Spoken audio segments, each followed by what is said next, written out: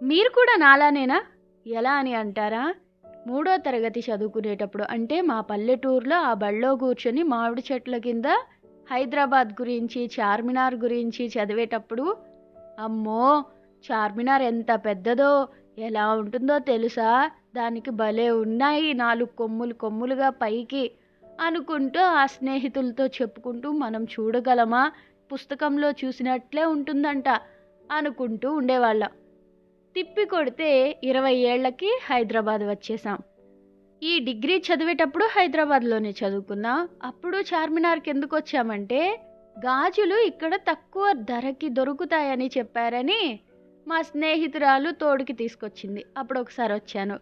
తర్వాత ఇంకొకసారి ఇంకెందుకో వచ్చాం. అంతే. అంటే చిన్నప్పుడు అమ్మో! దొరకనిది చూడాలి, కష్టపడి టూర్ తీసుకువెళ్తే బాగుండు, అప్పుడు చూడొచ్చు ఇలా అనుకుంటాం కదా!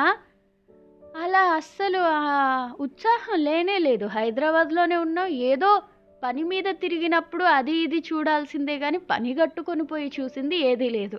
పోన్లే చదువుకునే రోజుల్లో డబ్బులుండవు గదా! చూడకపోవడమే మంచిది అని అంటే, పెళ్ళయ్యాక కాపురం చార్మినార్ పక్కనే పెట్టా. అతి దగ్గరలో. అది అప్పటినుంచి చార్మినార్ అంటే ఇంకా చులకనైపోయింది. అంటే మూడో తరగతిలో చదువుకున్నప్పుడు అమ్మో! చార్మినార్ అనిపిచ్చింది. ఇప్పుడేమో అబ్బా! అదే గదా! చార్మినారే గదా! అది నార్మలే గదా! అనిపిస్తుంది. ఏ అత్తరు కోసమో లేదంటే భాగ్యలక్ష్మి అమ్మవారి కోసమో పోవడం తప్ప చార్మినార్ ఎంత గొప్పది అనేది అస్సలు మర్చిపోయాం. ఎందుకంటే ఏదైనా దగ్గరైతే అంతే. దాని విలువ మనకు తగ్గిపోతూ ఉంటుంది కదా!